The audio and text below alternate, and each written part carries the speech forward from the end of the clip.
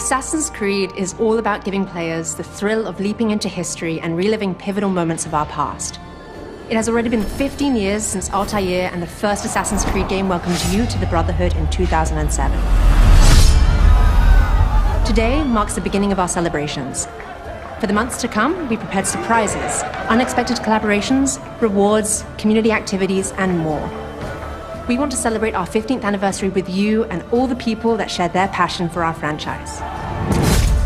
Whether you want to relive your first Assassin's Creed memories, get involved in the celebrations, or learn more about the future of the brand, we'll get you covered in the months to come. Exciting news about Assassin's Creed starts now, with an update on what's to come in Assassin's Creed Valhalla. Launching Assassin's Creed Valhalla and expanding upon its story and gameplay throughout the first year has been an incredible adventure. After 2 story expansions that saw Ivor battle against a druidic cult in Ireland, and then throw themselves into the Siege of Paris and war-torn Francia, we dove into Norse mythology with our ambitious 3rd expansion, Dawn of Ragnarok. With Assassin's Creed crossover stories, we even brought back a surprise visitor from the past, who joined up with Ivor to fight a mysterious curse in the Isle of Skye. I'm glad you invited me here tonight. On top of this narrative content, since launch, we've added several free game modes and activities to the world of Assassin's Creed Valhalla. Now, for the first time in the franchise, we're offering a 2nd year of free post-launch content with our returning festivals, Mastery Challenge Pack 2, an Armory update, and new tombs to explore this fall to close the mystery behind Tombs of the Fallen. But that's not all. This summer, we're offering a unique take on Assassin's Creed gameplay. It is my pleasure to present the first look at our latest and most ambitious game mode, The Forgotten Saga, which will be free to all Assassin's Creed Valhalla players.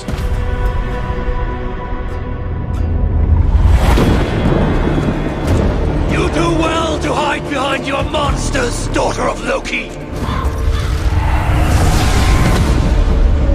So, you're going back to Niflheim?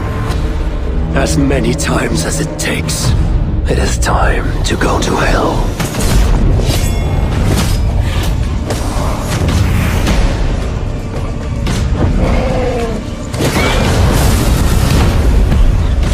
Each time you cast me out will only make me stronger!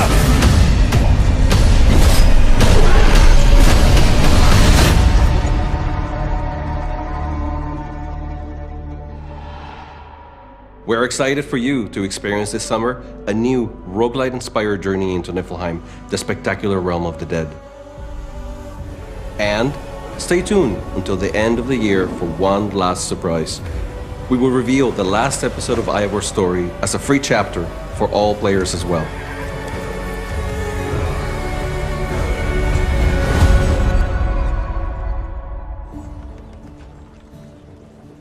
In Assassin's Creed, history has always been our playground, and Discovery Tour is the ideal game mode to discover and learn, with content free of violence and tailored for learning. It is perfectly suitable for all audiences, including schools. For the Assassin's Creed Valhalla team, immersing players in the long-gone world of the Vikings and the Saxons has been a driving passion. Encouraged by feedback from teachers and students, we are proud to take a new step in facilitating access to learning by releasing today a standalone version of Discovery Tour Viking Age, for Xbox and PlayStation consoles, as well as Stadia and Luna streaming platforms. We're also honored to be partnering with McGill University in Canada to develop curriculum guides for teachers and students, available online for free, to help them make the most of Discovery Tour Ancient Egypt, Ancient Greece, and Viking Age as learning tools for the classroom.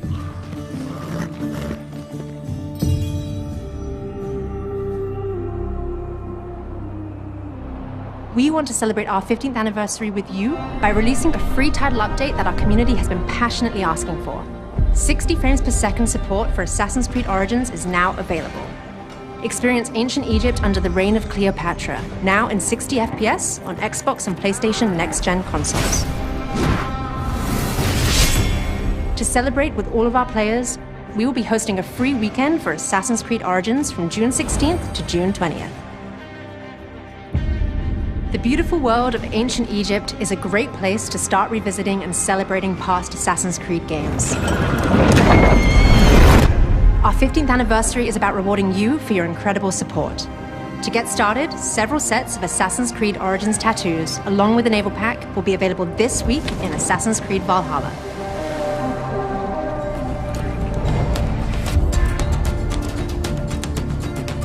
Right now, head to our Anniversary website and learn more on how to get involved with the celebrations.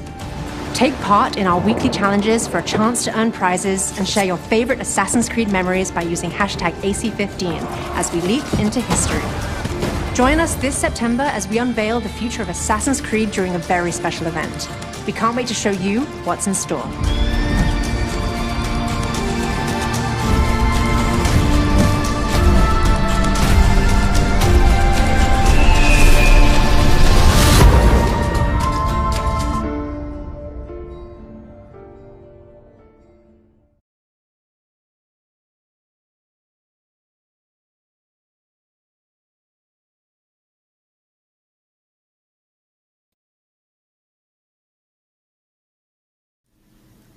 Hello, everyone, and welcome to the Assassin's Creed 15th Anniversary Celebration event. My name is Yusuf. I'll be one of your hosts today. I'm joined by my co-host, Chassie Vicencio. Chassie, how are you today? Hey, I'm excited. That was very exciting stuff. So I'm happy to be here to celebrate Assassin's Creed with all of you. And we have a special guest, Yusuf. Oh, yes, we do. We are joined by Assassin's Creed producer, Jose Ariza. Jose, thank you so much for joining us. Oh, it's my pleasure. This is exciting and thrilling all at once. Yes, we are very happy to be showcasing all the news and announcements that y'all just saw. But we're also going to be hanging out with y'all for a little bit right now and showing off the Assassin's Creed Origins 60 frames per second boost. We're playing it right now. As you can see, I am riding on the back of my camel on the way to Alexandria. Jose, this game was already beautiful, silky smooth. The 60 frames per second boost just makes it doubly more so. It feels so good to play. Yeah, for sure. I mean, it's interesting. I just reloaded it into my console. I started playing it again, and it's amazing. Just seeing it sort of refreshed and I don't know. There's a certain elegance to it. The desert, the grandiosity of it. It's pretty awesome to see it in 60 frames and see how beautiful it looks. Yeah, I agree. And honestly, I haven't been back to Egypt, in quite some time now. I think it's been about, like 2 years since I've played Origins, and it just feels so good to be back. I started a new game plus here. You can see I'm already level 55. You've already played plenty of this game, so now you're jumping back into New Game Plus. Yes, exactly. As one does. Yeah, but it looks beautiful. Jose, so let's celebrate this game, celebrate Assassin's Creed. So yeah, Origins. Tell us about your role on this game. You were a producer. God, that feels like a lifetime ago. So at that point, I believe I was associate producer, and I was in charge of basically being the liaison with all other Codip studios. It was a massive production, and it was my pleasure to be able to work with all the studios that were participating. Sofia, Singapore, Bucharest. I feel like I'm forgetting somebody. Sorry, but it's been it's been quite a while, and it was amazing being part of this production. It was also officially my first full Assassin's Creed production, as I had just joined the studio, and it was amazing, being part of this entire production with so many awesome, talented people, passionate people. It was also a really interesting time of the franchise, obviously re-envisioning what Assassin's Creed would be for the future. So it was thrilling and nerve-wracking, to say the least. I imagine there must have been a lot of excitement and maybe internal pressure that you were feeling of bringing the game back, the brand back. Yeah, absolutely. I mean, Assassin's Creed is beloved by players around the world, right? And there's a certain expectation of what the brand is, what the brand, the tenets, the pillars of the brand. It was really fascinating trying to find out how do we bring Assassin's Creed into an open world? How do we give agency to the players of how they play it, how they consume? And there were so many changes. It's funny watching it right now. It feels like, yeah, of course, this is exactly how it should have been. For the player perspective, maybe, this feels like, yes, of course. Why would it be anything other than this? But when you're on the other side of, pre-production, production, asking all those questions of, what is the DNA of the brand? What is really Assassin's Creed? The areas where we could experiment or not, or evolve the brand, and certain things that we absolutely wanted to keep. So yeah, it was fascinating. It was preserving the DNA while evolving at the same time. Speaking that, as long as you talk about DNA, my favorite thing and the one thing to me that I never get tired of in Assassin's Creed is these sync points. And so as long as these are here, I'm always going to be a happy camper. It's just one of my favorite things. I never get tired of them, even after doing them, across every AC, so many times. It's, to me, nothing showcases what the verticality, the beauty of AC like those. Yeah, even that's a perfect point, right? People assume that sync points are always there. They're a given. They're hit the easy button and it's done. But even within the context of Egypt, right? Like saying, how do we want the camera to move? Oh my God, now we're in a massive open world and you can see very far into the background. Making sure that it was the right camera movement, the right speed, all these little things that players don't see. We had to like reassess under this, open world scenario. Yeah, absolutely. By the way, say that. Sorry. Go ahead. I was gonna say. By the way, I noticed that my camera is really bright. This is obviously to be in the desert. Bathed in light. Yeah. It's I'm in the desert. He's coming to us live from Alexandria. That's. Wouldn't that be amazing? Also, yes, we are live. We can see the chat, so if you have any questions about AC Origins for Jose, drop them in the chat and we'll ask them. So yes, we do see you, and Yusuf is playing in real time right now, so that is happening. We are playing this AC Origins in 60 FPS on PS5. It's also available on Xbox Series X and S, so you can jump into that. And if you missed that video earlier, there's a free weekend coming for AC Origins, June 16th to the 20th. So if you haven't played or want to jump back in, go for it on Xbox and PlayStation next-gen consoles and play 60 FPS. But yeah, we are live, so if you have questions, please let us know in the chat. But Jose, I'll start with a question for you. So I saw an internal interview with you at Ubisoft, and you said your best memory was working here was E3 2017, and you said getting AC Origins into people's hands for the first time. So can you tell me more about that and what that moment was like? Yeah, let me see if I can vocalize it right. The production had already been going, I think, for 3 years at a time, and everybody was working really hard to re-envision, to move the brand, to evolve the brand into this new open world. There's a lot of changes that went into this. We went from a mission-driven system to a quest-driven system that you could consume however you wanted. There were so many changes that went into this, and obviously the people that work in the brand, they love Assassin's Creed, and is sort of doing this meditation of everything we wanted to bring into Origins. And obviously every choice we made was because we really truly felt, every director, every producer, everybody in the team that really felt that was the right choice, the right thing to do, but nobody had seen it. So for me specifically, being part of that E3, doing the private demos, there was this moment of exhilaration that you're happy to share what the team has been working on, and especially for me, I was thrilled to be able to be on the floor, to give the demos, to represent the team and the directors and everybody, and it's a huge honor to be part of the brand and to represent everybody's hard work and talent. But on the other hand, it was nerve-wracking. Nobody had seen it. Nobody knew what it was. Yeah. And you give the controller to a player.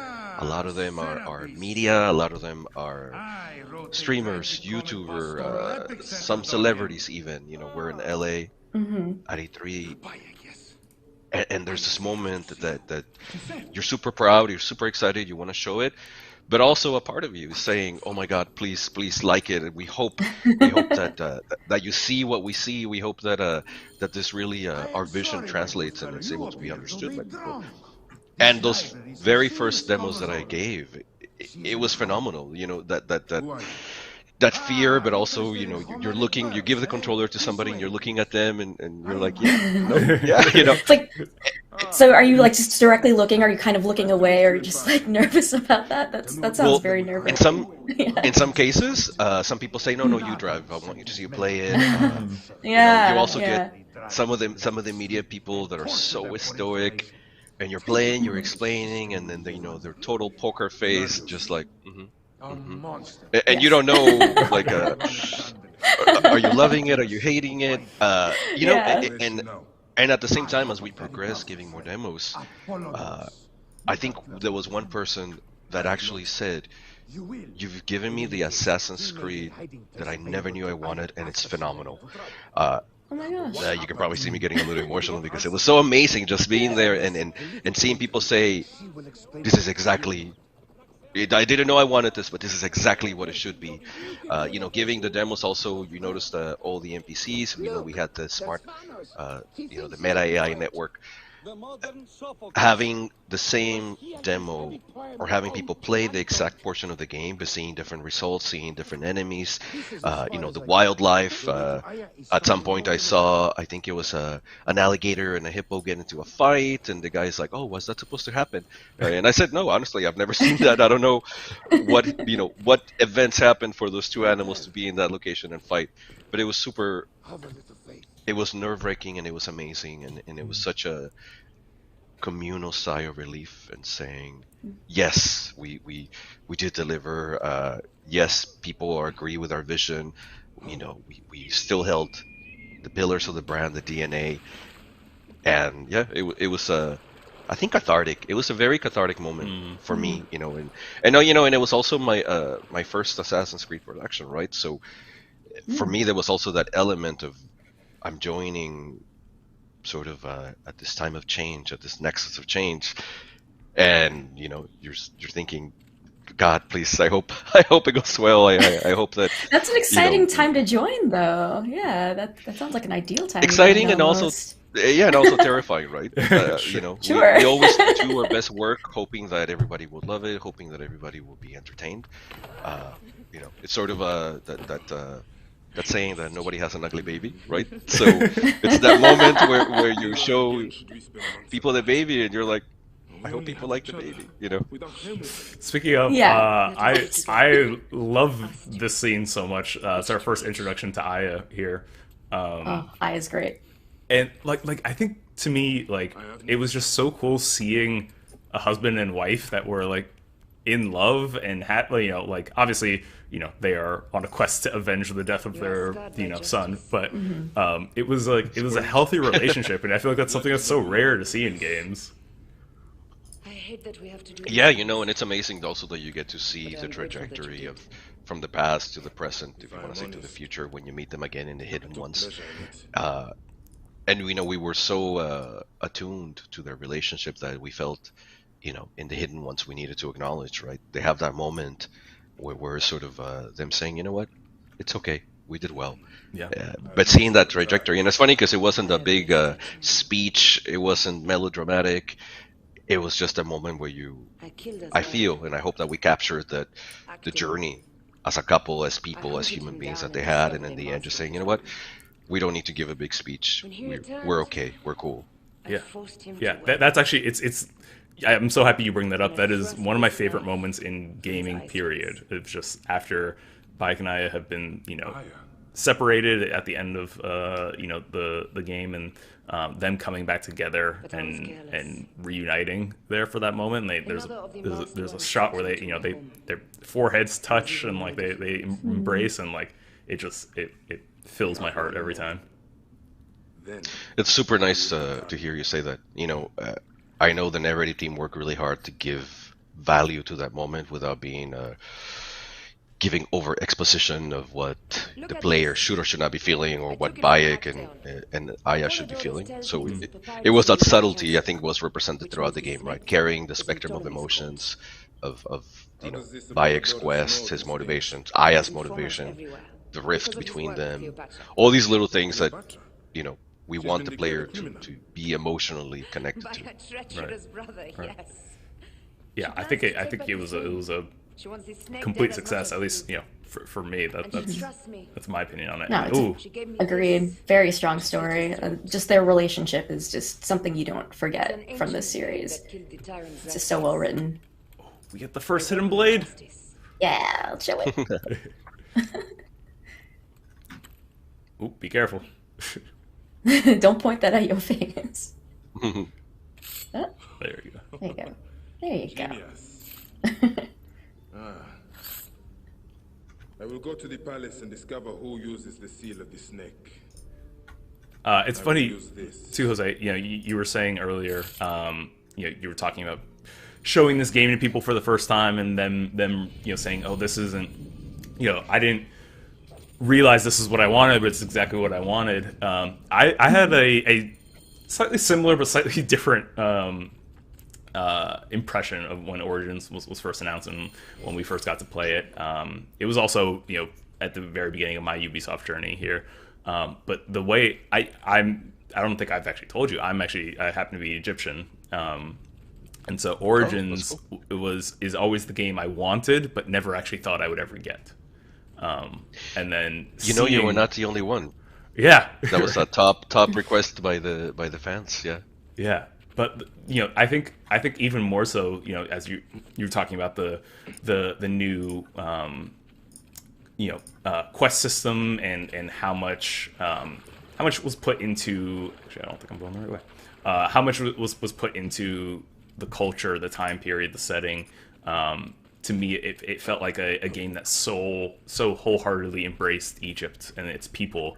You know, not only of the time, but you know the location itself, and it was everything I could have hoped for and more. And I always say because of that, it's the most important Assassin's Creed to me. That's amazing to hear. You know, and back when we were doing the press tour for Origins, one of the proudest speaking points for me was all the research that went into this, all the, you know, the working with Egyptologists, trying to absorb, and we're not just Assassin's Creed as a brand. It's not just about being in a setting and a place, but understanding, right? Honoring the magnitude of what used to be the Egyptian Empire at that point. Understanding the context, you know, understanding the significance of Cleopatra, right? That was everybody knows Cleopatra, but I don't think everybody appreciates all the nuance to her rising to power. You know, the fact that the pyramids were already ancient by the time she arrived. All this layer upon layer upon layer, and you know, we really. I was obviously one of the masses that had never really dug too deep, so we know pop culture references of Egypt. We know the pyramids exist. We know the Sphinx. We know Cleopatra. You know, we know all these things because they're sort of in the ether out there, right?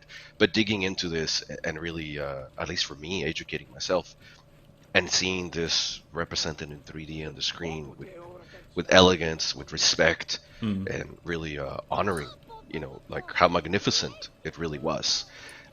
So it's amazing to hear you say that, and I think that's one of the awesome things about Assassin's Creed in general, like being able to reflect and honor some of these older cultures.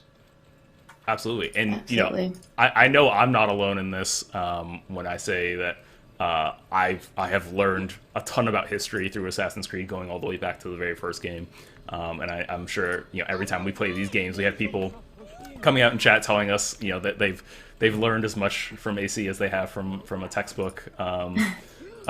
And I know, you know, that Discovery Tour is something that was implemented for the first time with the Origins. I was wondering if you can, you know, speak a little bit about that. And, you know, obviously Viking Age now is coming standalone to consoles as well. You know, what has that whole experience been like? I would love to answer your question, but I have a question for you first. Oh, hit me. Was there anything that you didn't know, you know, coming from Egypt, that you didn't know that you learned while playing Origins, that you were like, oh, that's surprising? You know, that's a really good question. So I actually thought I knew quite a bit because I studied classical architecture. That was what my degree was in. So I studied Greek, Roman, and to a little lesser extent Egypt. So I wasn't super familiar with Egyptian architecture in that way. But one of the things that I love that I never really realized, because even when you do study Egyptian architecture, it's usually not of this time period. It's usually the pyramids and the Old Kingdom. And so one of the things that I think Origins does such a good job of that I never really realized is that at the time of Cleopatra, Cleopatra is essentially as much Greek as she is Egyptian, and this is a time when the Romans are coming to Egypt, when they're Alexandria is a Greek city, and the thing that this game showed to me and taught me was that at this time during Ptolemaic Egypt, Egyptians themselves were kind of second-class citizens in their own homeland. So that was something I learned just by playing the game, not even getting into Discovery Tour and all the things you learn in Discovery Tour. So that's my answer for you. It's interesting. Like obviously seeing Alexandria be reconstructed, because it had to be reconstructed from all the information, data, plans that we had. How much of it doesn't exist, right? Right. It's But anyways, to answer your question about Discovery Tour, it was all this research, right? We had to do an amazing amount of research. We collaborated with museums around the world, trying to get artifacts, scans, information. We obviously knew that we wanted to be as genuine as possible and get as much information as we could to be educated, right? And to really pay homage to the culture. During all the research, working with Egyptologists and really absorbing this, we realized there's so much mystery, magic, so much information that hasn't been collected in a way that could be digested. And obviously we wanted to share this information, right? It's like we wrote a thesis on Egyptology, but how do you share that without saying, wait, stop the gameplay, stop fighting that dude, and listen to this story that we have to tell you. Right. And that was basically how Discovery Tour was born, saying we've learned so much, and there's so much here that is so exciting and mysterious and amazing. How do we share that? And obviously going through the thought process of, well, we want this to be accessible not just for players but also for children and schools. Okay, we need to remove the combat, we need to make it as accessible as possible, we need to highlight. We can't share everything, but how do we highlight? And you've seen even with the Discovery Tour the evolution, from Origins to now the Viking Age. We're still trying to find ways to entertain while being educational, and I know educational is not a loved word by everybody, but there's a lot of really cool stuff that you read it and like the factoid about the pyramids were already there when Cleopatra ascended to the throne, and they were already ancient. People, when I share that with people, a lot of people would say, "What? Oh, I thought they were built for her," or all this like information that is not correct, that is out there in the ether, correcting it and really helping people to contextualize that. This is an ancient civilization that rose to amazing heights for that period, and even the occupation, right, of the Romans. How long they coexisted together. Cleopatra ascending to the throne as a woman in after the failure of her, the other pharaohs. All this was super intriguing, and it was phenomenal to learn about and also to share with people through the Discovery Tour. Yeah, and that's another thing I think this game does a great job of too, is showing how all these cultures combined, and how their gods combined, even in their religious beliefs and cultural beliefs, all come together, and that how prevalent that was throughout history. But I love that Cleopatra fact, that Cleopatra and Bayek, lives closer to today than they did to the building of the pyramids. It's wild. Very true. I stopped here for like a real specific reason, and this is like, honestly, this is when I realized how much research and time and effort was put into this game, is when I saw these stones here in the middle of the street. And I remember tweeting this out at the time, and like, it was the closest I had ever gone to going viral at the time, when I saw these, because I was shocked. Like, these are crosswalks, y'all. Like, these are ancient crosswalks, and the reason there are these elevated stones in the middle of the street is because oftentimes in ancient cities you would just have sewage basically running through the streets, or rainwater, or whatever, what have you. But you would need elevated places for people to cross, and the reason it's not just a straight slab of of raised portion is that you still need carriages and carts to be able to pass through.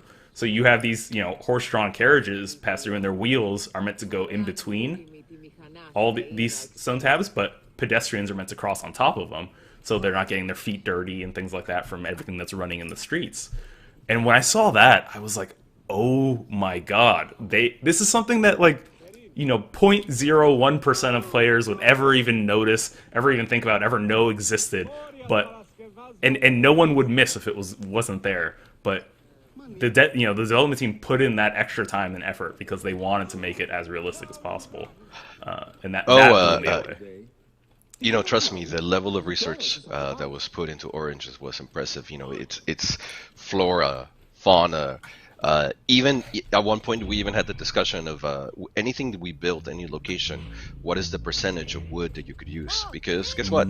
There's not a lot of wood in Egypt, right? Even the materials, like what type of rock, all of this had to be true to the culture, to what was available to them. It's strange to be talking about building a location, a military fort, and saying, no, wait. You cannot use more than X amount of wood because wood was precious at that point. And players probably don't, necessarily focus on that because they're busy playing. But all these little things that we have to say, well, no, it has to feel as authentic as possible, right? Even the stones on the floor, the patterns, all these things that could just be taken as artistic choices, they're actually very informed and based on all the research that was done. Yeah, I mean, I think it's one of those things that, even if you're not, you're maybe aware of them, it comes through in the end. Ooh, let's not die. All right, I want to address the chat and say hi to them because they've been asking some questions. The chat's been flying by, so I've grabbed as many as I could. And so thank you for sending your love. Thank you for sending your questions in. Just want to shout out some people who are sharing some love. Dr. XY said, I love this game series so much. Thank you for your incredible experience. Devster said, thank you, Ubisoft, for doing this event and these kind of games. I love it. Nick Nakamata said, I'm glad I can finally play in 60 FPS. Time to revisit Origins. And then Enigmar said, just wanted to tell you how amazing AC Origins was. Thanks to the work of all the team and how it raised the accessibility of the franchise. I was able to play AC games again. It changed my life in many ways. Love hearing that stuff. So thank you for sharing your stories. That's all amazing stuff. So let's go to some questions. So Taryn Walker earlier asked, what were the biggest challenges in bringing Assassin's Creed to an open world for the first time? Oof. All of them. All of them. There was so much. I mean, obviously, the going into an open world, how you play that open world, right? Because we should be able to go wherever you want to go, whenever you want to go. Trying to find this formula, going from a mission-driven system to a quest system. Changing the combat, that was huge, right? Because now you're in an open world where you can be surrounded by animals or NPCs and enemies. Changing the combat from our old system to a hitbox system, which was, it means that if you have a long axe and you spin around and the enemies are near you, you should be able to hit every single one of them. It's no longer the queue system of I'm only fighting the guy that's in front of me. Take your ticket, and now serving enemy 355 step up. It's sort of all these rationalization of how do we give players a choice to basically do anything they wanted, go anywhere they wanted. There was also the big question of the desert, right? To be honest, the first time I heard, oh, we're doing Assassin's Creed in Egypt in the desert, I thought of the pyramids, but I also thought, oh, that's a lot of desert, right? Like how do we address that? How do we direct the player to pockets of content? How do we still make it interesting, entertaining? The sandstorm, that was a huge challenge. Because it has to look good, right? It has to look good, and you have to be able to appreciate it, feel like it's there. It needs to be substantial. Constructing the pyramids, that was also, I think that we absolutely could not get wrong. And it's not just the visual of the pyramids, but also climbing the pyramids, sliding down the pyramids. An interesting anecdote, even I'm sure you guys probably remember there was a slight interesting factoid after the game shipped when we sort of predicted. I forget which one of the pyramids it was. I think it was the Great Pyramid, where we sort of speculated what there should have been a chamber, and Yes, then I remember this.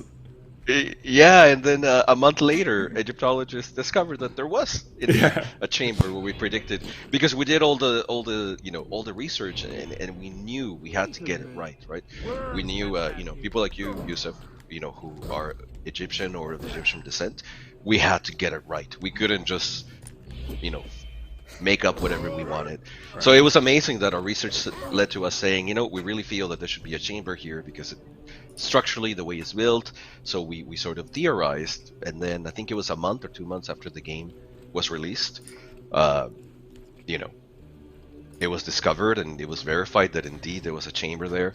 I think at one point players were accusing us of being Templars because we had this information, which is the best compliment I guess that we could get. But yeah, there was a lot of it that was a challenge, and not just honoring the brand but also honoring the Egyptian culture at that point. It was a little stressful, let's say.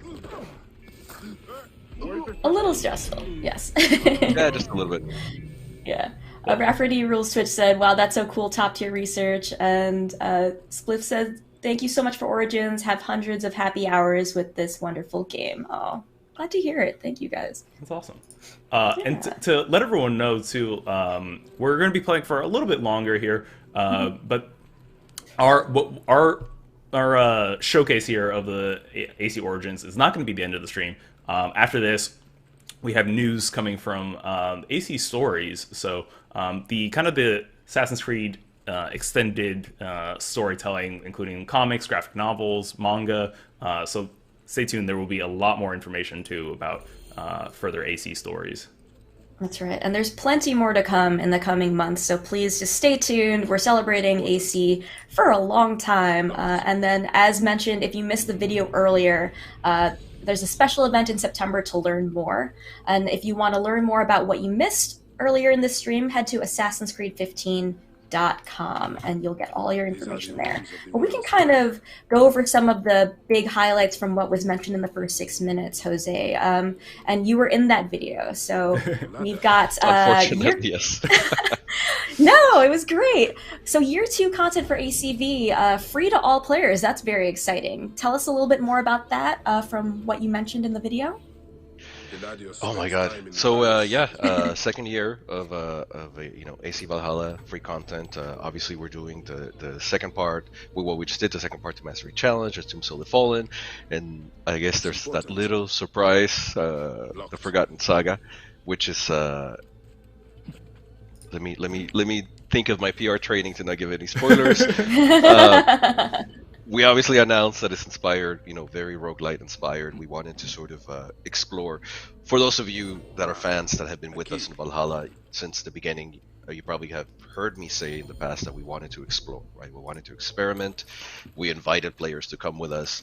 And this is sort of the culmination of that exploration of saying, it's such a rich brand, and taking the historical, taking the mythological, for those ancient cultures, it's literally impossible to separate the two, right? People literally woke up and went to bed acknowledging deities and all the values that they had. I think the Forgotten Saga is the culmination of that, of us saying, let's explore, let's try something else, let's step outside of our comfort zone, let's find a way to tell this story. Obviously, for the people that are familiar with the mythology, they probably know the myth of Baldur. For the players that played Dawn of Ragnarok, they sort of know what triggered Ragnarok, having this moment to tell the story of, as a father, what would Odin do, right? To rescue your son, to get him back, to not have him live in this dishonorable death. And basically coming up with the gameplay around this moment and say, you know what, we're going to go in a different direction. It's still Assassin's Creed Valhalla. It's still, if you play the main game, you're going to play this and say, yes, I get the controls, I understand everything. But also sort of turning some of the formula upside down. Much like a roguelite, obviously, you're intended to die. The more that you play and die, the more powerful you get. As you sort of get kicked out of Niflheim, the story unwraps. and then you should really understand what's happening, and you really there's some subtlety to the storytelling as to why Odin is trying and what it means to him. You know, he's not there as Odin, the old father. He's there as Odin, the father. You know, he's not welcome there. He's depowered. He sort of needs to build his power up to be able to rescue Baldur. I think that's all I can say without giving any spoilers. But for sure, you know what? That's plenty. The best part is that it's an exploration. Is the team sort of saying, you know what? Let's try something else. Let's do something else. Let's give something unique to the players, and it's free. Everybody can download it. And have Valhalla. Yeah. So and to be honest, it's been amazing having the community be part of this journey with us, and we've been listening to the feedback, exploring, trying new things, growing from the feedback. The Forgotten Saga is sort of the culmination of a lot of ideologies that we merged, a lot of new things that we wanted to try. I hope that players play it and like it. It's another E3 moment, right, where we say, okay, we're going a different direction to be experimental. We think this is really cool, and we hope players also think it's cool. I want to point out a comment that Rad Dude said in the chat, where said Jose is great. You can really tell his passion for the AC brand, and yeah, totally agree. Yeah, absolutely. Let's see if there are any other questions. So I've got one from YOBZ who said, "What's your favorite aspect about Bayek?"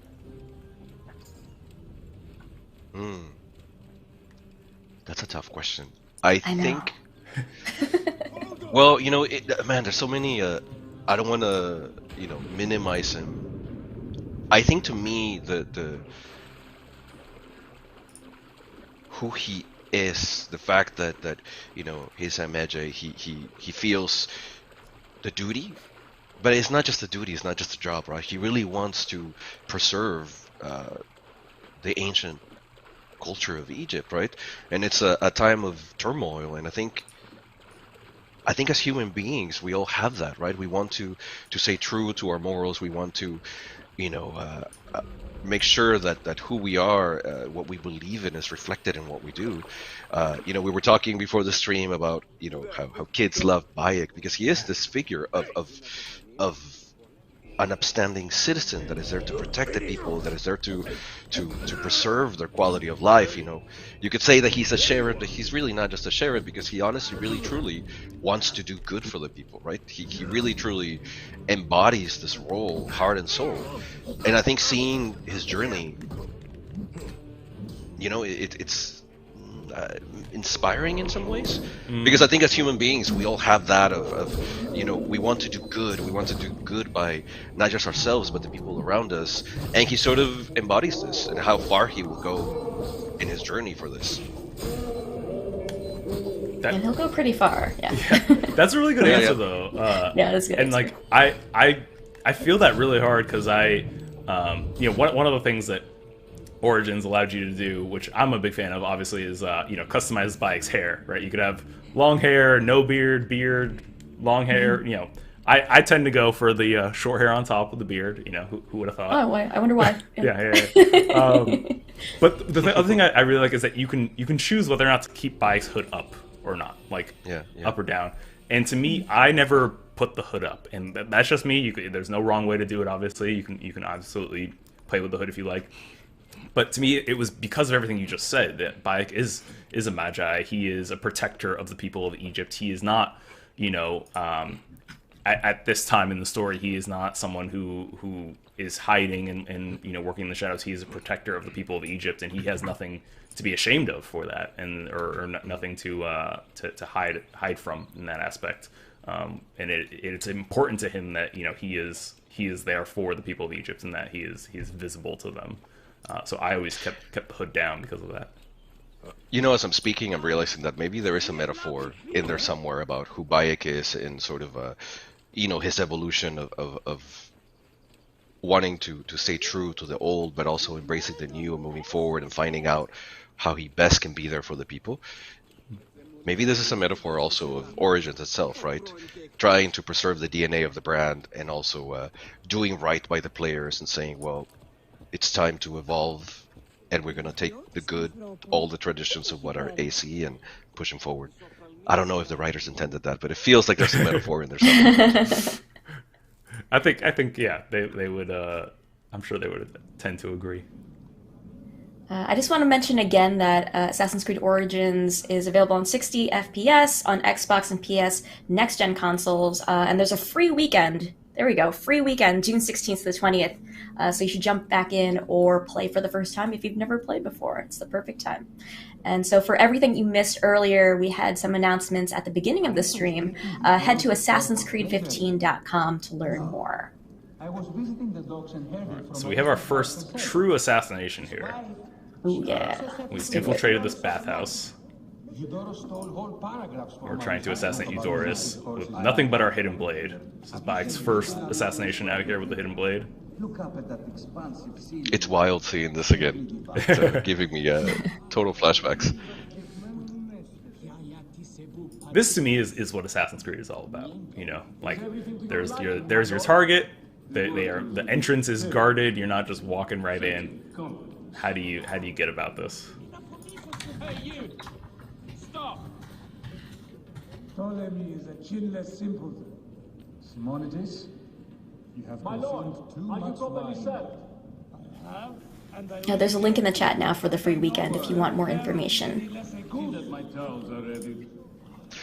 Yusef, do you have any hot goss on Ptolemy?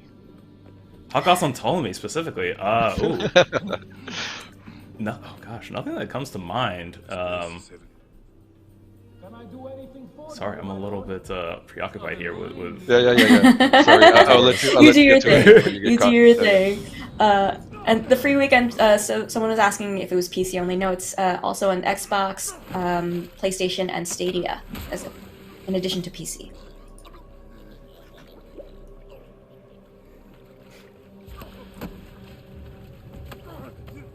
Shout out to the back hair representation, too, in this game. You know, you love to see that.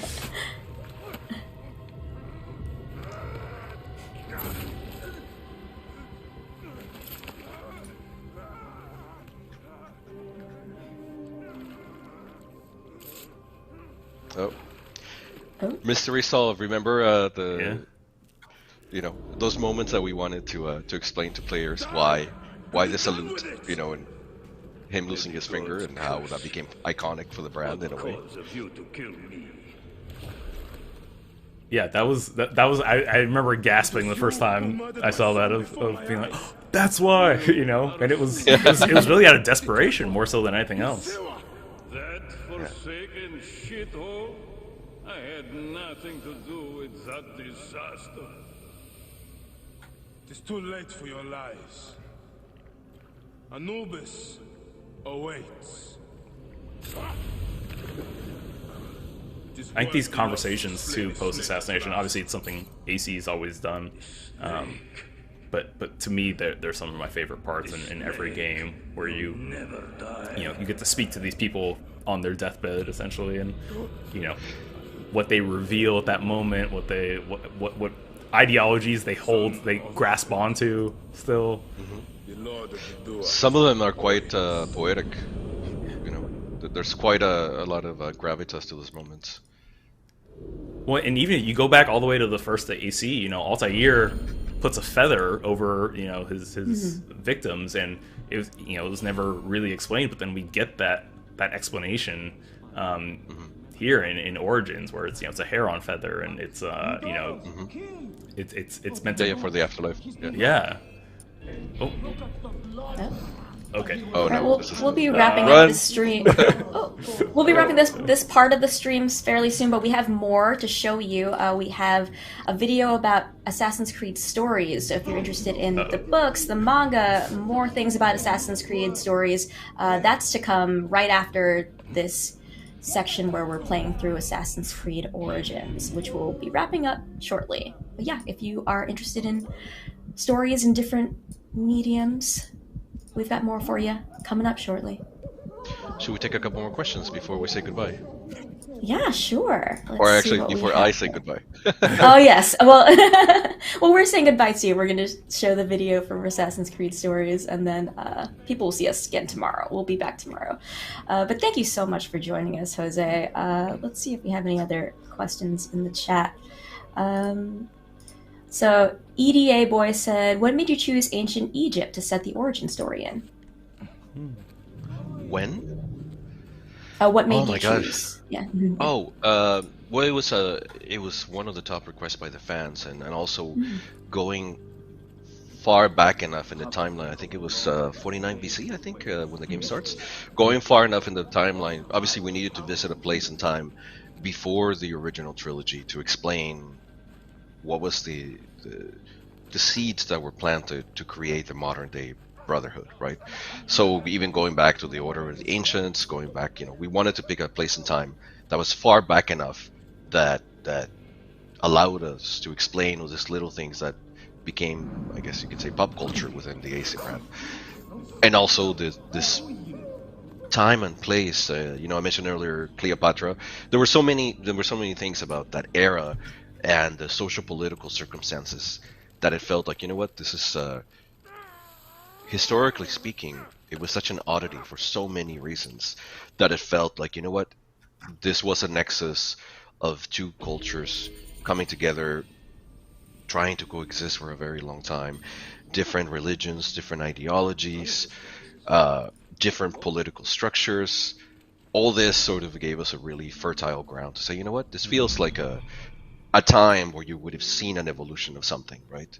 It was sort of like a pressure cooker in a way, and yeah, so it felt like the perfect setting to tell an ancient story about how the Brotherhood was created. Plus, it was one of the greatest ancient civilizations, so maybe it was a little bit of a duh moment. It all makes sense. All right, we're going to bring this part of the stream to a close and continue on with AC Stories. But before we go, just want to reiterate what we went over at the very beginning of the stream. If you missed it, Year 2 content for Assassin's Creed Valhalla is coming, free to all players. There's a new game mode called The Forgotten Saga, so be sure to check that out. It's a roguelite-inspired journey into Niflheim. And also, as you can see here, Assassin's Creed Origins, 60 FPS on Xbox and PS next-gen consoles. Free weekend coming June 16th to the 20th, so check that out. For everything that you missed, go to assassinscreed15.com. And there's a special event in September to learn more about the future of Assassin's Creed, so stay tuned for that. We'll be celebrating Assassin's Creed all the way until then, and even after that as well. Jose, any final words to the chat and to the audience who love Assassin's Creed so much?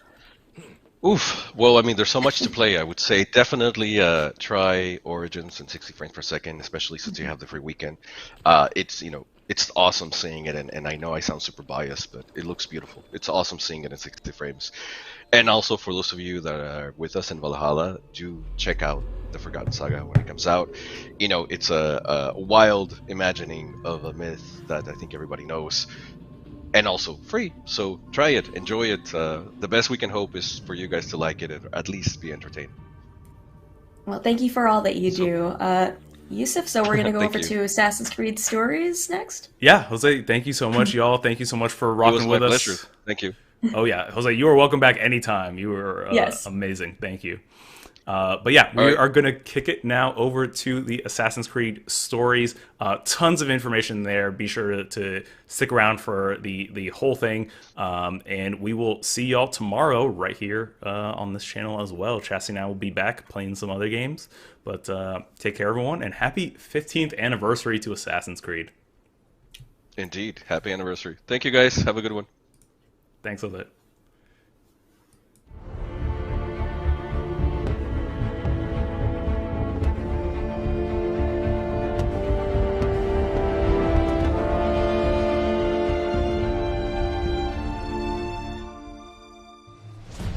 Hello everyone, my name is Sebastian Bratis and I'm a community developer on Assassin's Creed. I want to start off by welcoming you all to the Assassin's Creed Stories livestream. This is the second edition to the series, so if you happen to miss last year's stream, there will be a link in the description to that video. Assassin's Creed Stories is a celebration of all the amazing transmedia projects coming from the world of Assassin's Creed. These projects, ranging from comic books, novels, manga, and podcasts, showcase the love we all have for this franchise and explore both brand new stories and some unexpected additions from the beloved heroes of the Brotherhood. We have a lot of exciting content to talk about, and we'll first start by diving into the world of Assassin's Creed Valhalla. I'll be speaking with writers that crafted both the narrative for the Dawn of Ragnarok expansion, as well as the companion comic book published by Dark Horse. Then, I'll have a chance to discuss a historical podcast series, Assassin's Creed Echoes of History, with the co-writer and producer of that project. Finally, we'll be shifting gears to focus on some original upcoming projects, including a webtoon sequel to Assassin's Creed Black Flag, and a discussion about the Magus Conspiracy novel trilogy. We have a lot of exclusive content lined up, so let's jump into it now with Assassin's Creed Forgotten Myths. Assassin's Creed Valhalla Forgotten Myths is a comic miniseries published by Dark Horse Comics that serves as a prequel to Assassin's Creed Valhalla Dawn of Ragnarok. 2 of the 3 issues are already out now in the US and in Canada, with additional translations coming soon. Today, we're joined by some special guests to talk more about the miniseries. Please welcome Alex Freed and Alice Harakis. Hey, Sebastian. Great to be here. All right, perfect. Wonderful to have both of you. First, I'd like to start by learning a little bit more about who both of you are and what you guys do. Okay, my name's Alex Harakis. I'm the lead writer at Ubisoft Sofia, and I was responsible for the narrative direction and the overall script writing of Assassin's Creed Valhalla, Dawn of Ragnarok.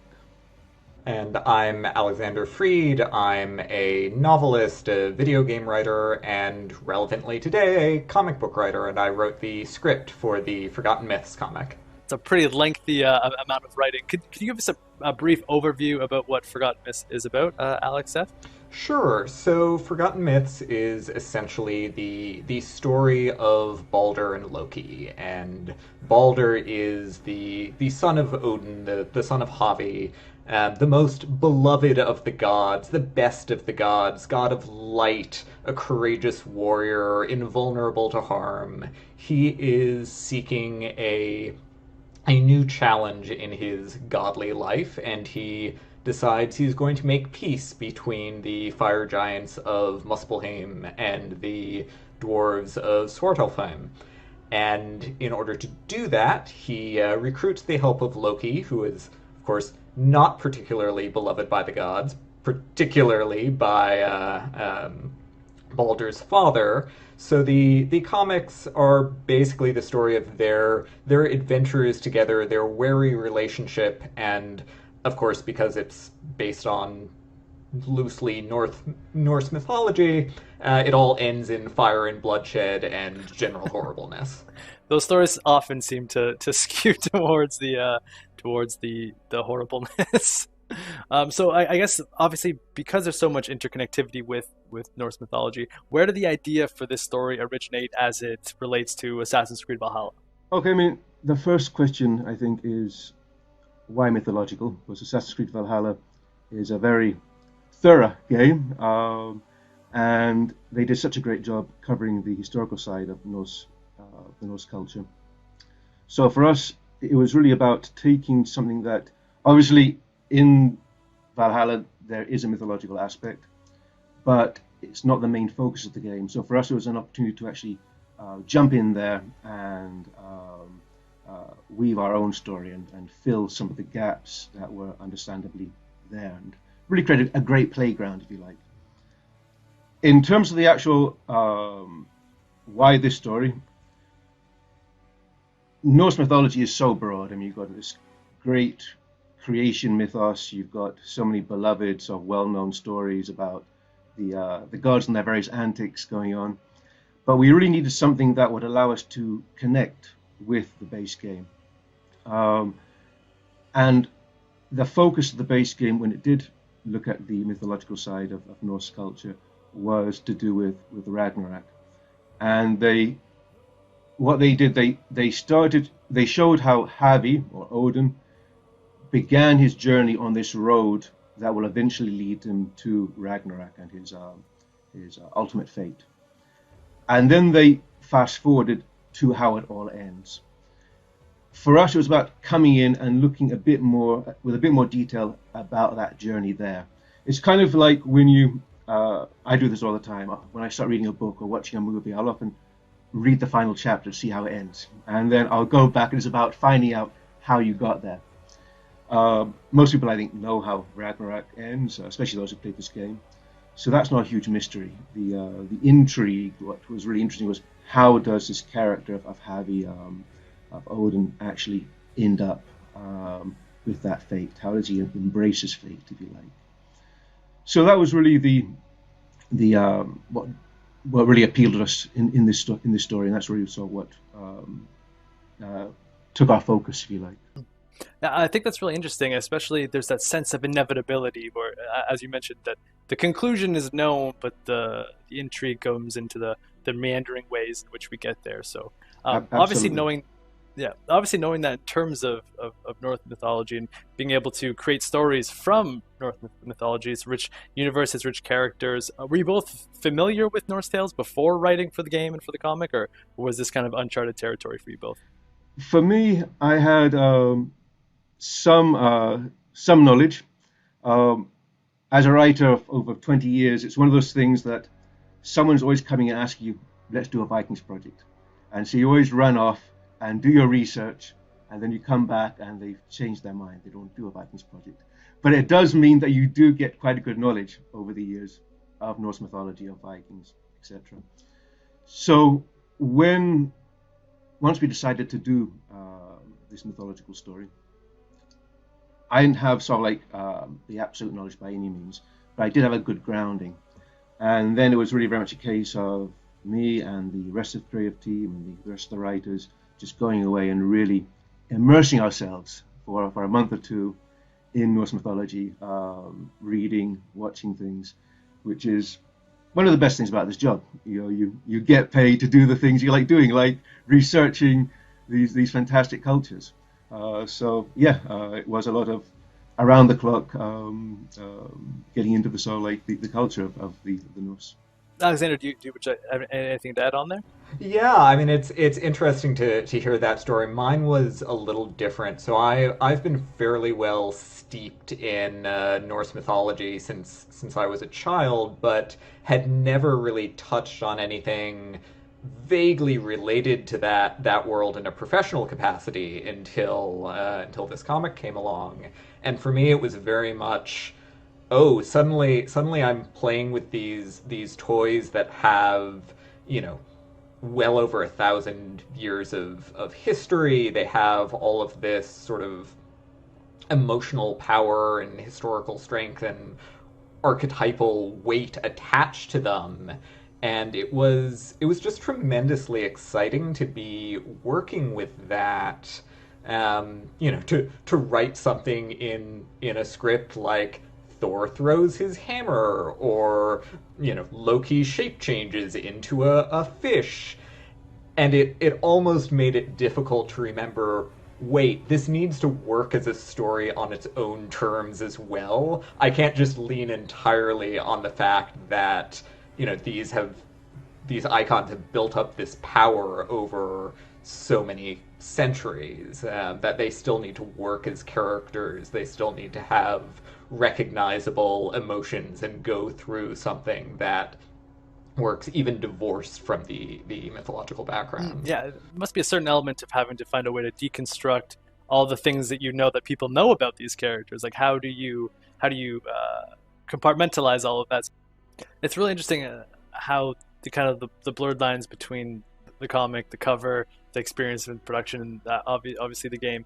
Assassin's Creed is known for its beloved narrative elements, the experiences it offers through its games and through various transmedia projects. In your opinion, how do comics offer a different storytelling opportunity? And do you see comic books as being a natural extension for the franchise or a natural extension to gaming?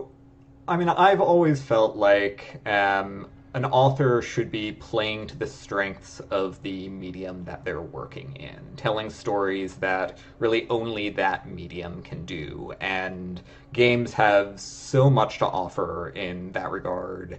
Obviously, interactivity is a beast that no other medium can even really touch upon. It's so powerful. It is utterly unique. And any game that leans into that really just is doing well by its own nature. A comic is never going to be able to outdo a video game on that front. It's never going to be able to outdo a video game on the sort of visceral nature of the action. But what a comic can do is it can layer in text the way a novel can. It can have just sort of, subtleties of dialogue and narration that are very hard to do in other media, and do it alongside a sort of, imaginative set of phantasmagorical imagery. In a comic, we can go from world to world and monster to monster all within the space of a page, when it would have taken a video game or a film months or years of work to create that many environments. And so we have sort of a limitless budget in a comics world, and all of that pairs up very nicely with the ambitions of the Assassin's Creed universe. I'll quickly extend that question to you, Alex, but I do have to say, phantasmagorical is probably the coolest word I have ever heard in my entire life up until this point, and it's absolutely something I'm going to take with me and keep in my back pocket. I do want to say, it's always cool seeing how these stories can take new shapes across different mediums. As you said, kind of fill in the gaps within each other. Thank you both so much for sharing all of your insights on the project. You can pick up Assassin's Creed Valhalla's Forgotten Myths at your local comic book shop or online retailer. Thank you. Thank you, Sebastian. And now I'd like to welcome Clément Lessaf from French-American podcast studio Paradiso. Clément was a co-writer and producer on Echoes of History Ragnarok, the history documentary podcast about Norse mythology, which was launched a few weeks ago in English, French, German, Chinese, and Brazilian Portuguese on all streaming platforms. Hi, Sebastian. Happy to be here. Thank you so much for your time. Clément, are you able to share a bit about yourself and your role in the development of the podcast, and a bit more about the studio Paradiso as well? Yeah, sure. Well, first, Paradiso is a French and American podcast studio, you said it. The main team is based here in Paris, but we have also a small unit in Los Angeles, and we produce different types of podcasts: journalism, investigations, documentaries, kids' stories too, and of course, brand content such as the ones we produce for Ubisoft. I personally joined Paradiso last December to work on different podcasts, including what would become later Ragnarok. On this specific project, I was co-writer and producer, which means that during the writing process, I oversaw the work of our writer, Julie Goisé, and I wrote myself some parts of the episodes, especially the text of Gylfi, who is the character that introduces and ends each episode. And after that, I managed the recording sessions and the post-production with my co-producer on the project, Axel Gobert. Amazing. So I guess before diving into this project, I want to quickly ask, how familiar were you with Norse mythology as a whole? And did your experience working on this project give you a new appreciation for it? Well, I had a big advantage here because I'm a huge fan of Norse mythology because, I'm not gonna lie, Marvel movies. My first contact with this mythology was with the movie Thor. I was, I think, 16 when it came out in theater, and I just fell in love with the world. Of course, it helped me a lot getting into the production of the podcast.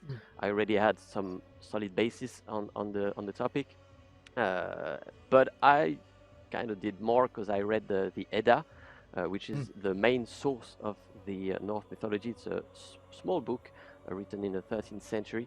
So I read it, and I had like the official version back in the days of what was Norse mythology. So yeah, as you said, in terms of like experiencing the content through movies and through other kind of pop culture, as well as through the Edda, the actual texts. How do you think that podcasts as a content form work so well with these types of stories?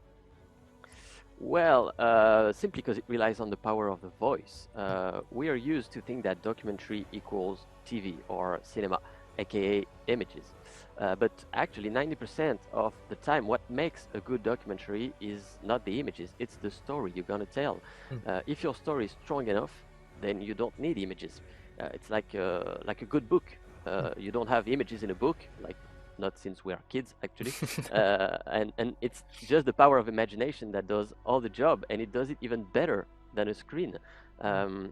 So that was the starting point of our reflection on Ragnarok. We wanted something that would make the listeners dive in the story, in the Norse mythology, from the beginning to the last minute. And Julie, who wrote the text, did an amazing job for that. She perfectly balanced the historical accuracy and a novel-like narration, if you will. And from the beginning, we were on a good track, I think. I was really confident that we would have this immersion that we were looking for, and we pushed it further in the recording phase, where we asked the host, the different hosts for each language, kind of to put us in a cocoon with their voice. So we would live the story of these gods through their voice, and it kind of feels like they're telling us the story, like, you know, around a campfire at night, and you're just listening and you're absorbed by the words. You're pulled into the story.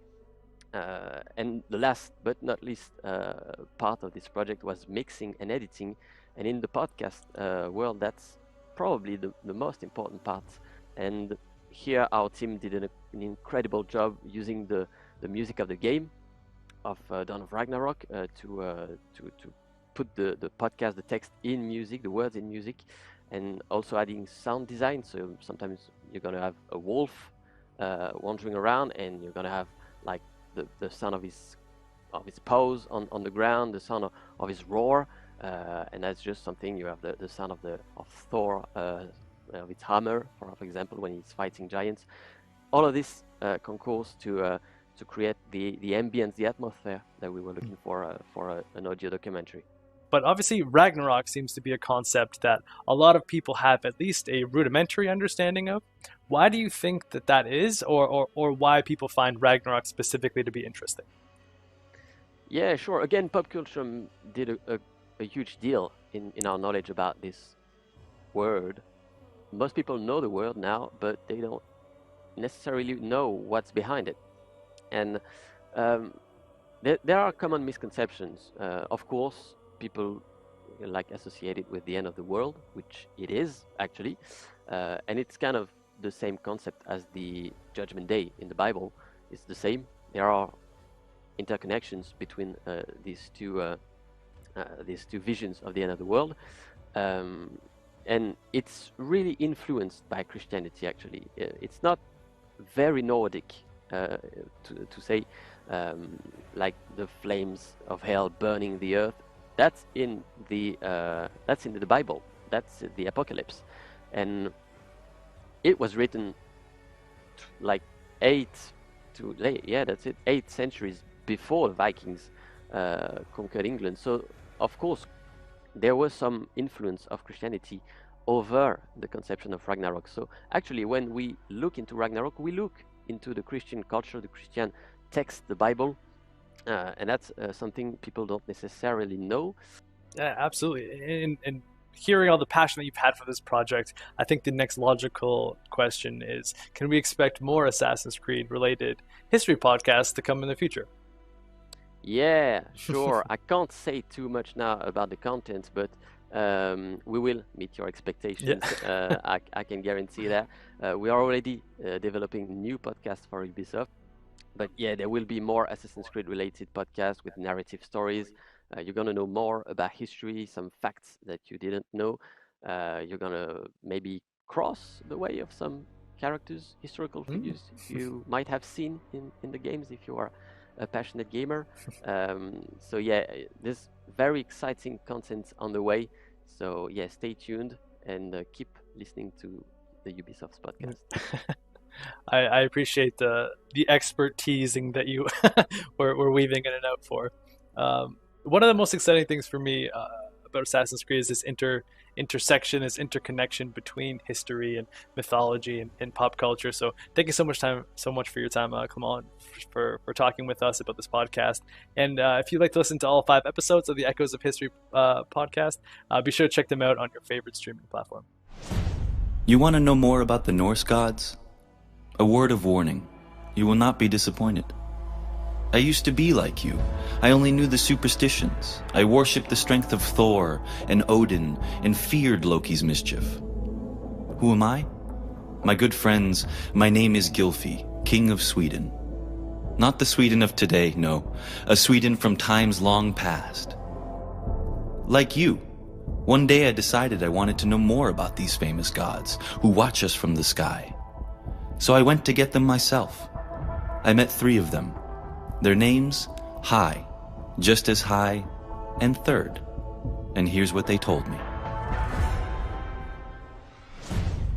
Assassin's Creed Black Flag is easily one of my favorite Assassin's Creed games, so I'm incredibly excited to get into our next topic. Eastern Shores await Edwin Kedway in the official sequel webtoon to Assassin's Creed Black Flag. I'm joined by Etienne Bouvier, Transmedia Content Manager for Ubisoft. Hey Sebastian, nice to be here today. Thank you so much for joining us. Can you take a moment to quickly tell us a bit about who you are and your role in the project? Of course. So I think I'm no stranger for people who watched last year's live stream, as I was already talking about our transmedia initiatives. Basically, I'm the one helping our beautiful partners, our beautiful artists, our beautiful writers deliver on good content on the Assassin's Creed franchise. I help coordinate with the production teams, making sure that everything is consistent, and mostly making sure that everything is at the level of quality that we expect on our transmedia projects. All right, that's amazing. Thank you. So we should probably start with the obvious question. And can you speak about what a webtoon is and where people are able to enjoy them? Of course, because that's quite a new format, right? But new means exciting, and that's why we were so eager to explore that format. So Webtoon started in Korea a few years ago.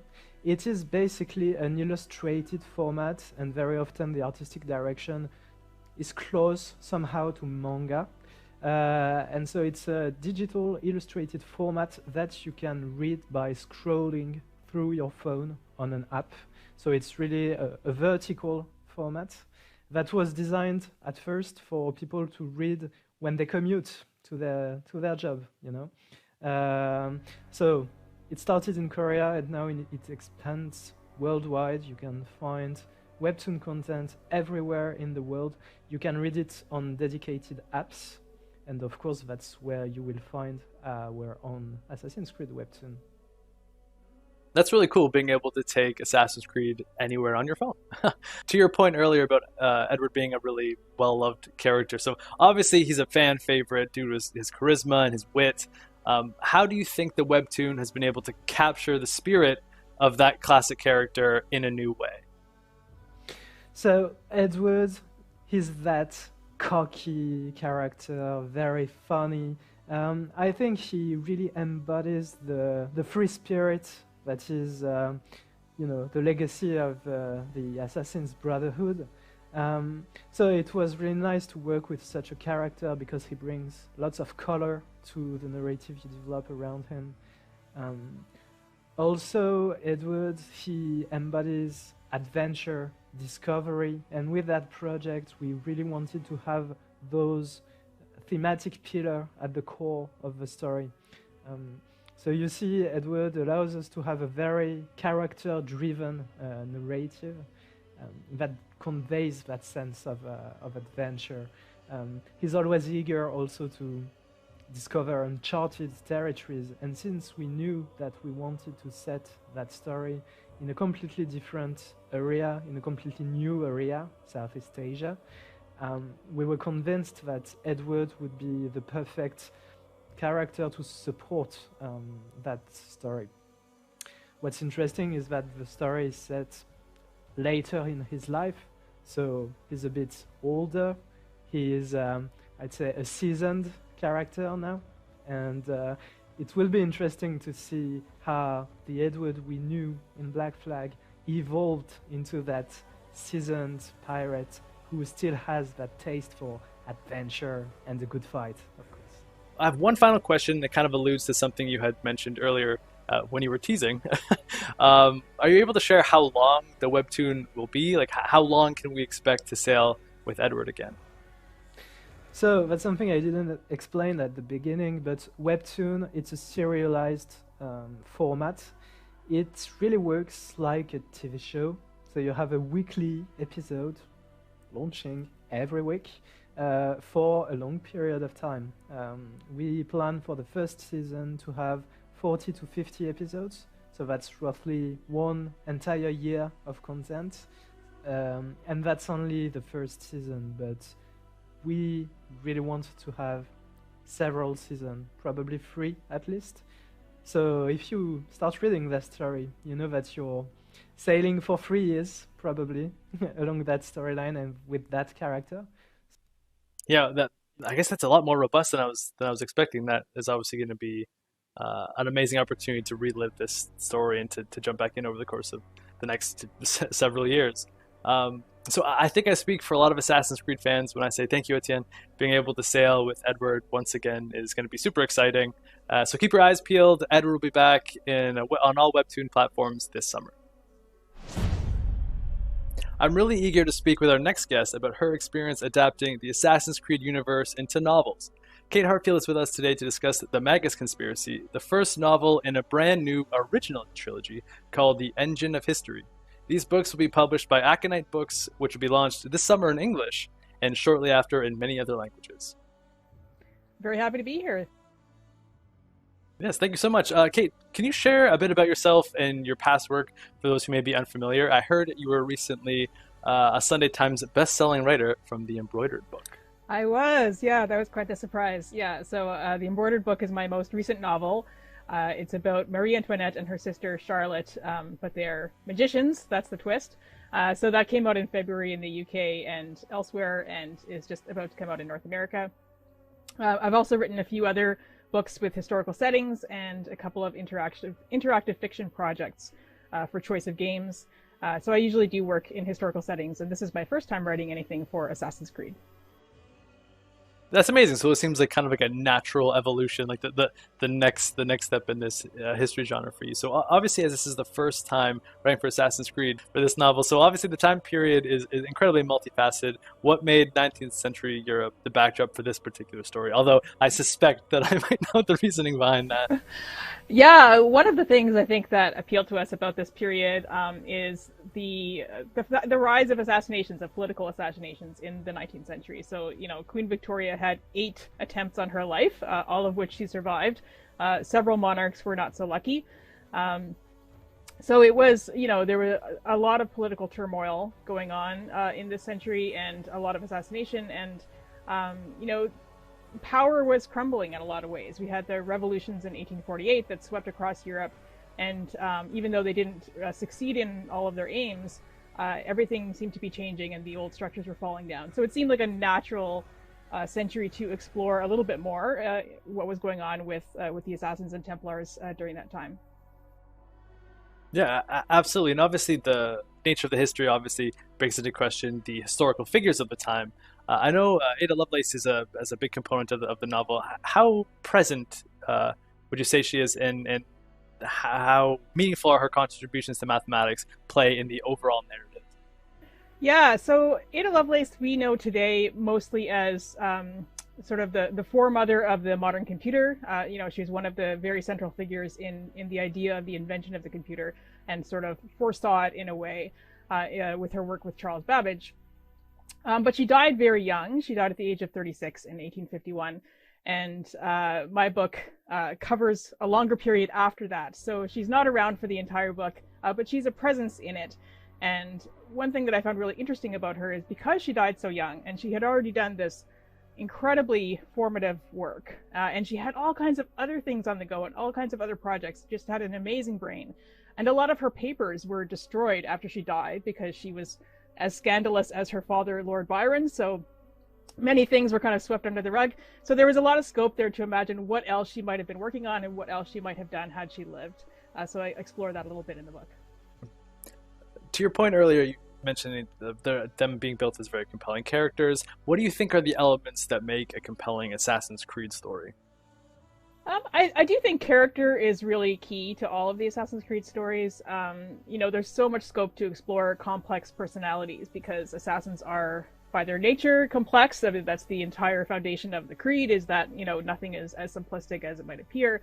Paradox is built right in, so we have the ingredients for interesting characters with internal conflict right there. So I do think that every character that we see in Assassin's Creed is really the foundation of the story, and the two main characters in this book, Simeon and Pierrette, are both complex and have a lot going on and a lot of choices to make. And so I think that's what I found interesting about their story. The other thing that I really love about any Assassin's Creed story, obviously, as you can tell from my background, is that I do love history, and I love being able to work within known history and ask questions about what might have been. And in a novel, you can't really recreate that incredible sense when you play an Assassin's Creed game and you're up on the rooftops and you think, I am actually in Paris. You can't create that sense of immersion, but you can have a different kind of immersion. And so I tried to kind of echo that sense of being there in prose as much as I could. Amazing. Well, I want to say thank you so much for your time and for your energy, Kate. Novels are able to weave such rich narrative worlds, and I'm thrilled to be able to jump into the story you've created, and a story that you'll be able to pick up in your local bookstores or online retailers very soon. Thanks so much. Well, friends, that's it for today. We're working on a bunch of amazing projects, and I hope that something you saw today has sparked excitement for you to go in and explore Assassin's Creed in a different way. I'd like to say a final big thank you to all of our guests. The excitement and insights you've been able to provide us have been incredibly interesting to hear, and I also want to say a final big thank you to all of you. These projects are an embodiment of the passion that you have for this franchise, and we will continue to expand our worlds together while also revisiting some iconic characters from the franchise. So don't forget to keep your eyes out for the anniversary celebrations taking place for Assassin's Creed 15th year anniversary. Thank you for joining us, and we'll see you all soon.